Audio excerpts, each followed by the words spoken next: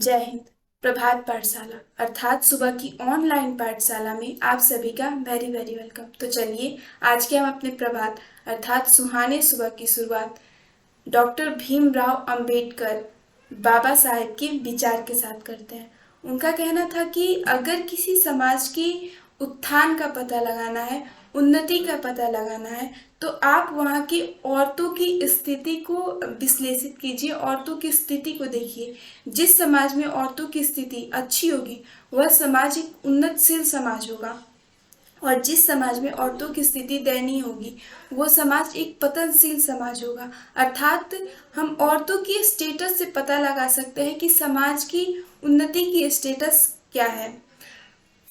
अब तक हम क्लास 10th की हिस्ट्री का फर्स्ट चैप्टर हम लोग पढ़े थे। उसमें हमने दो पार्ट पढ़े हैं। दो पार्ट में हमने राष्ट्रवाद क्या है, यूरोप में राष्ट्रवाद के उदय के कारण कौन कौन से थे, नेपोलियन युग क्या है, मेटरनिक युग क्या है, वियना सम्मेलन क्या, और वियना सम्मेलन के क्या क्या प्रभाव पड़े।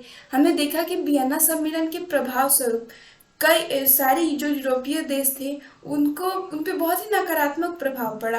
उनमें राष्ट्रवाद की जो भावना थी लोगों के अंदर उसे दबाने की प्रयास किया गया, और उन देशों को कई कई टुकड़ों में बांट दिया गया, और कहीं पे वहाँ की पुनर्व्यवस्था को पुनः स्थापित किया गया, जिससे जनता लड़के स्वयं को आज़ादी दिलाई थी।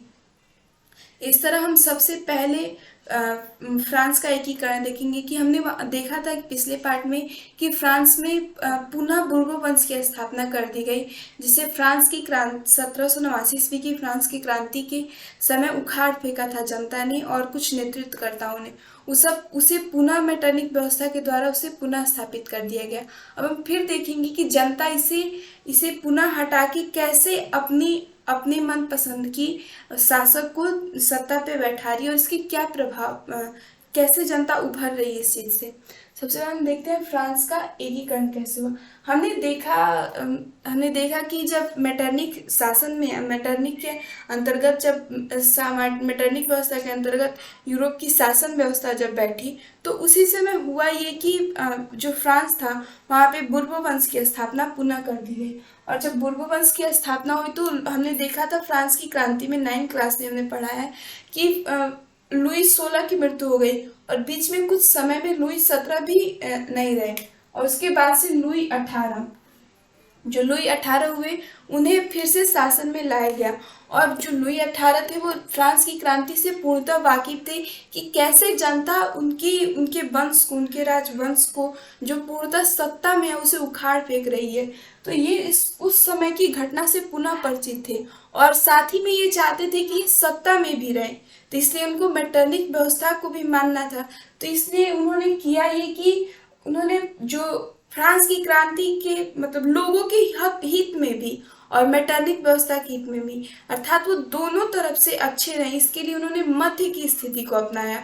और इसके लिए उन्होंने 2 जून 1814 ईस्वी में एक संवैधानिक घोषणा पत्र जारी किया, जिसमें मतलब जनता की हित को भी ध्यान में रखा गया था, और मेटरनिक व्यवस्था के अनुसार भी अकॉर्डिंग भी था। मतलब दोनों के बीच में सामंजस्य बनाकर उन्होंने शासन स्थापित करने की कोशिश की, और ये उसमें बहुत हद तक सफल भी रहे। और ये अपने टाइम में मतलब जितना अपना इनका समय था उसमें ये अपने शासनकाल को किए।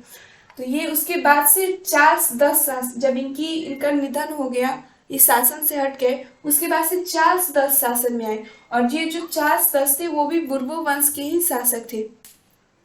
ये जब शासन में आए तो ये इनकी जो विचार थी वो लुई 18 की तरह नहीं थी। लुई 18 दोनों के बीच सामंजस्य लेके चलना चाहते थे, लेकिन ये थे वो निरंकुश टाइप के थे, और मतलब जनता के हित में ये उतना ध्यान नहीं दिया करते थे, जनता के हित में उतना कार्य नहीं किया करते थे। एक तो ये पहले ही निरंकुश थे, ऊपर से उन्होंने पोलिग्नेक नाम के एक प्रधानमंत्री को नियुक्त कर दिया, और पोलिग्नेक भी उसी तरह के थे, वे भी घोर प्रतिक्रियावादी थे। और साथ ही जो अभिजात वर्ग थी, जो फ्रांस की क्रांति में हमने अभिजात वर्ग पढ़ा था कि वो बराबर सत्ता में रहते थे, पोलिग्नेक उनके समर्थक थे, उदार लोगों के समर्थक नहीं थे वो। तो जब ये शासन में आए, जैसे ही मतलब पोलिग्नेक, चार्ल्स 10 खुद ही निरंकुश थे, उन्होंने पोलिग्नेक को नियुक्ति की, वो भी वैसे ही थे। तो जब दो दो बुरी शक्तियाँ, मतलब दोनों के विचार एक दर तो और भी मतलब तगड़े हो जाएंगे। तो इस तरह इन दोनों के विचार सेम सेम मिलते थे, तो दोनों ही जनहित में कुछ नहीं सोचा करते थे। इन्होंने जो इस तरह जब पोलिग्निक शासन में आए, तो वो उदार लोगों से, मतलब उदार तत्वों से उतना मिलते जुलते नहीं थे। तो उन्होंने जो लुई 18 ने जो सबको मिला जुला के लेके चलने की कोशिश की थी, और जो संवैधानिक घोषणा पत्र जारी किया था लुई 18 ने, तो जब पोलिग्निक आए तो उसमें उन्होंने संशोधन किया। और संशोधन में किया ये कि जो अभिजात वर्ग थी, जिसको फ्रांस की क्रांति के दौरान जो सत्ता में पूर्णता थी, तो फ्रांस की क्रांति के दौरान उनको निर्मूल कर दिया गया था, अर्थात उनको सबको बराबर समानता का अधिकार दे दिया गया था।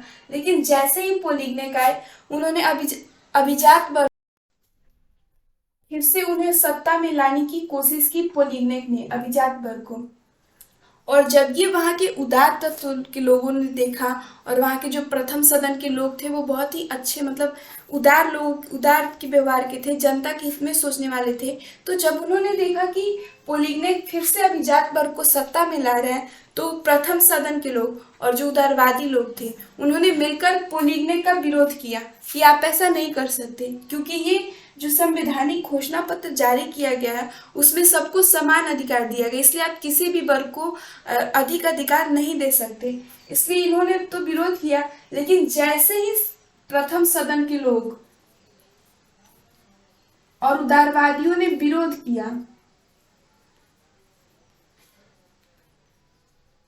उदारवादियों ने पोलिग्निक का विरोध किया, वैसे ही जो चार्ल्स दस थे, उन्होंने जो फिर से जो संवैधानिक घोषणा पत्र थे, जिसमें उदारवादियों को बोलने का अधिकार, हमने भी देखा, हमने अपने संविधान में देखा है कि एक जगह हमें कई, मतलब कितने अलग अलग अधिकार मिले होते हैं। वैसे ही जो संवैधानिक घोषणा पत्र था उसमें सबको बराबर का अधिकार दिया गया था, और उदारवादी लोगों को बोलने का अधिकार दिया गया था, सदन के लोगों को बोलने का अधिकार दिया गया था।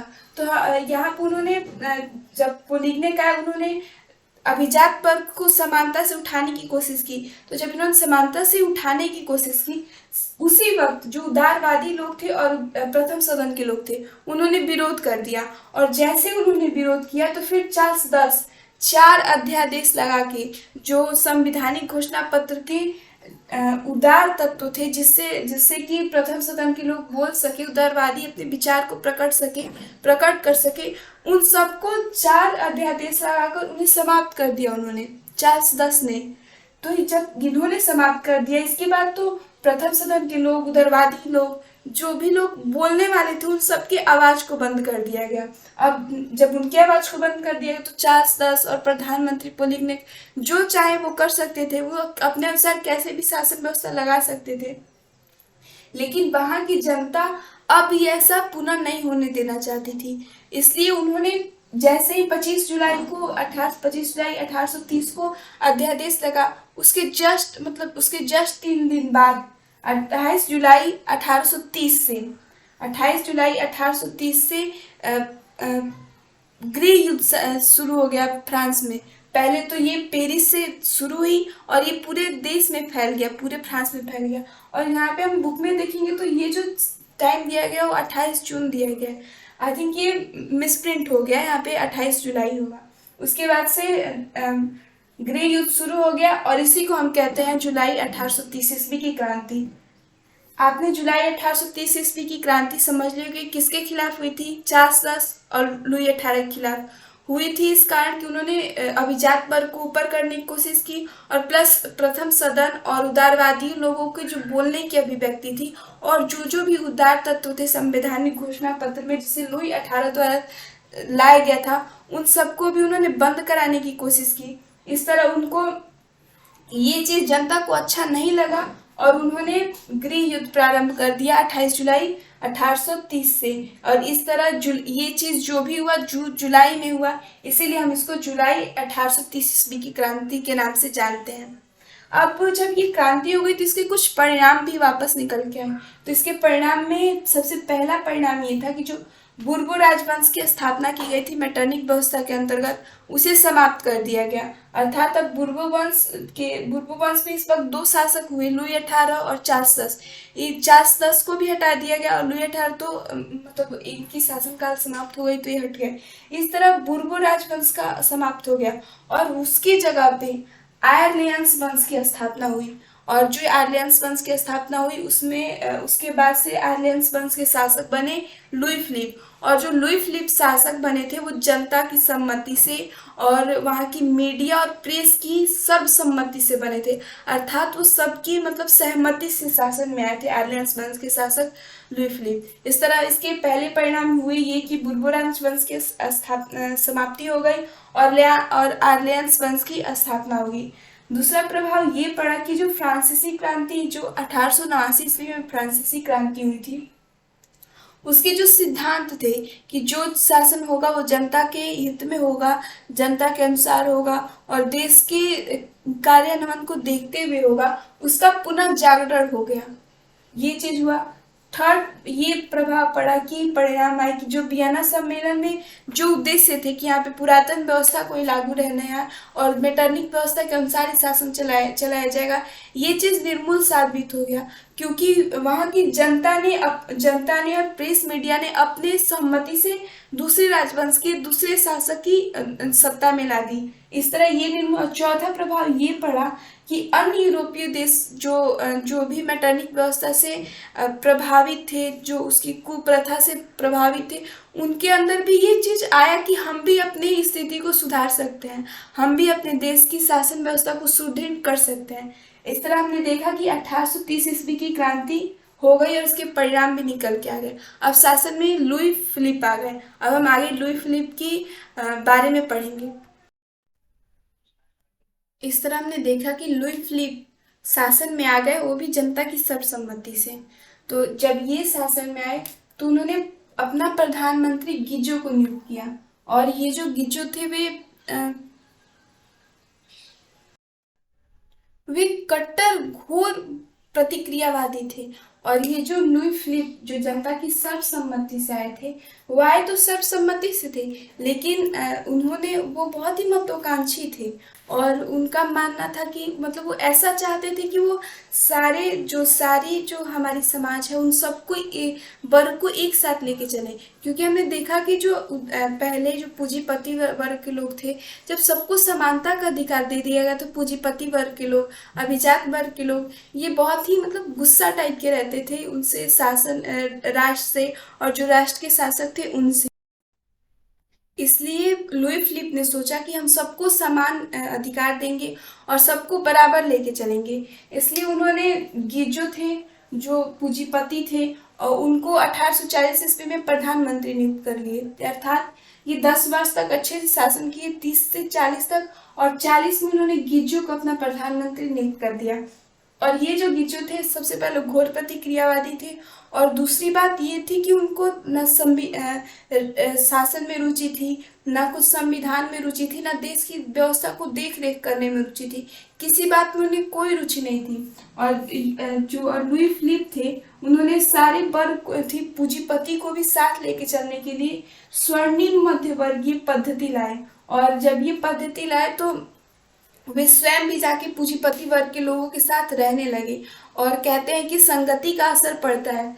सेम यही इनके साथ लुई फिलिप के साथ भी हो। जब ये पूंजीपति वर्ग के लोग साथ रहने लगे तो वे उनके विचारों से पूर्णतः प्रभावित हो गए और उन्हीं के जैसे सोचने लगे और वे भी जो पहले देश हित में सोचा करते थे, अब उनके अंदर से वो भावना धीरे धीरे समाप्त होती गई, धीरे धीरे दबती गई, क्योंकि वो पूंजीपति के लोगों के क्षेत्र में आ गए थे, उनके विचारों से प्रभावित हो गए थे।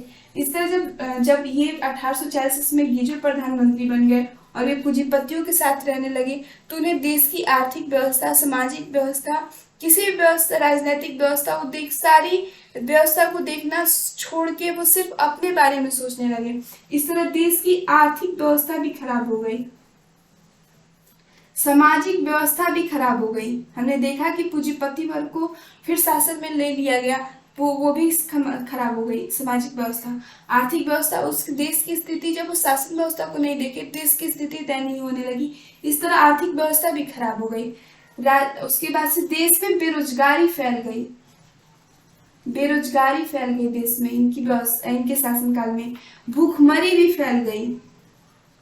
इससे लोगों ने देखा कि इनके शासनकाल में उनसे बहुत ही नुकसान हो रहा है हमारा। तो फिर से जब इतनी सब, और इनकी विदेश नीति भी जो थी ना, लुई फिलिप की जो विदेश नीति थी वो भी सही नहीं थी। और जब देश में बेरोजगारी और भुखमरी फैली हुई थी, उस वक्त भी इनके पास कोई अच्छी नीति नहीं थी जिसकी वजह से वो दूसरे देशों से सहायता भी ले और दूसरा देश इनकी सहायता भी करे। इस तरह से लुई फिलिप हुए वो उन्हें भी जब देखा गया कि अच्छे शासन नहीं कर पा रहे हैं, तो वहाँ के थियर्स थे। थियर्स एक व्यक्ति थे जो सुधारवादी थे। इन्होंने 22 फरवरी 1848 ईस्वी में पेरिस में विशाल भोज का आयोजन किया। क्योंकि उस वक्त भुखमरी फैली हुई थी, इसलिए उन्होंने बहुत विशाल भोज का आयोजन किया और जनता को एक जगह बुलाए, इकट्ठा किए। और तब उन्होंने बताया कि देश की स्थिति इनकी व्यवस्था की वजह से खराब होती जा रही है। और तब सारी जनता ने मिलके पूरे विद्रोह किया लुई फिलिप की तरफ। और इस तरह 22 फरवरी 1848 ईस्वी को लुई फिलिप को शासन छोड़ के जाना पड़ा। और वैसे जैसे चार्ल्स 10 को जाना पड़ा। एक चीज इसमें कॉमन मिलता है कि जैसे गिजो भी जब शासन व्यवस्था को छोड़े, मतलब उनको भी त्याग पत्र दिया, तो वो भी इंग्लैंड चले गए। लुई फिलिप को भी जब शासनकाल से हटा दिया, शासन से सत्ता से हटा दिए गए, ये भी इंग्लैंड चले गए।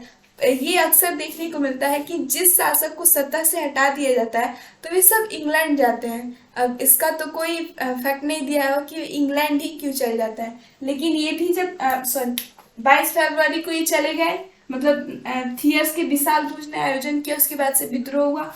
और 24 फरवरी, सॉरी गलती से यहाँ 22 फरवरी दिया गया था, ये 24 फरवरी 1848 ईस्वी में ये भी शासन मतलब सत्ता से हट गए और शासन व्यवस्था को छोड़ के चले गए। और जब ये शासन व्यवस्था को छोड़ के चले गए, तो जैसे फ्रांस की क्रांति के बाद नेशनल असेंबली सत्ता में आई थी, उसी तरह फिर से नेशनल असेंबली ही सत्ता में आ गई। और नेशनल असेंबली ही फ्रांस की सारी शासन व्यवस्था को देखने लगी। और उसने 21 वर्ष के ऊपर के जितने भी लोग थे उन सबको वयस्क मताधिकार दिया, अर्थात वोट देने का अधिकार मिल गए। और साथ ही वोट देने का अधिकार भी मिल गए। और इस तरह जो ये फ्रांस था, वहाँ पे गणतंत्रवादी और सुधारवादी सारी नीतियाँ लागू हो गई। गणतंत्रवादी के नेता बने लामार्टीन और सुधारवादी के नेता बने लुई ब्ला। ये दोनों बहुत समय तक एक साथ चलते रहे और देश की शासन व्यवस्था को देखते रहे। फिर से इन दोनों में टकराव पैदा हुआ और ये अलग अलग हो गए। उसके बाद से लुई नेपोलियन शासन में आए और वो एक अच्छे शासक थे। इस तरह से फ्रांस में जो नेपोलियन व्यवस्था थी उन सब से हट के अपनी जनता ने और वहाँ के जो बुद्धिजीवी वर्ग थे उन लोगों ने मिलकर फिर से फ्रांस का एकीकरण किया। और एक फिर से जो पुरानी व्यवस्था लागू हुई थी, जो जनता के हित में नहीं थी, जो शासन के हित में नहीं थी, वो पूर्णतः निर्मूल समाप्त हो गई। और फिर से फ्रांस का एकीकरण एक अच्छी तरह से हो गया। अब तक हमने देख लिया। और इसके जो 1848 ईस्वी के प्रभाव भी हमने देख लिए। इसके प्रभाव सिर्फ यहीं तक नहीं पड़े कि नेशनल असेंबली आ गई, वयस्क मताधिकार दे दिया गया और अलायंस की स्थापना हुई, बल्कि इसके साथ ये भी प्रभाव पड़ा कि इसका प्रभाव पूरे यूरोप पे भी पड़ा। क्योंकि यूरोप की जनता भी अपने देश को, यूरोप के अन्य देशों की जनता भी अपने देश को ऐसे ही एकीकरण में जुट गई। अब इस तरह हमने फ्रांस का एकीकरण देख लिया। अब हम आगे देखेंगे कि इटली का एकीकरण कैसे हो रहा है। इसमें जो भी MCQ जाते हैं उसको बनाइए और इसमें कई सारे क्वेश्चन आंसर बनते हैं, उसे आप अपने ये मेथड से, अपने विचार से बनाने की कोशिश कीजिए। That's all. जय हिंद।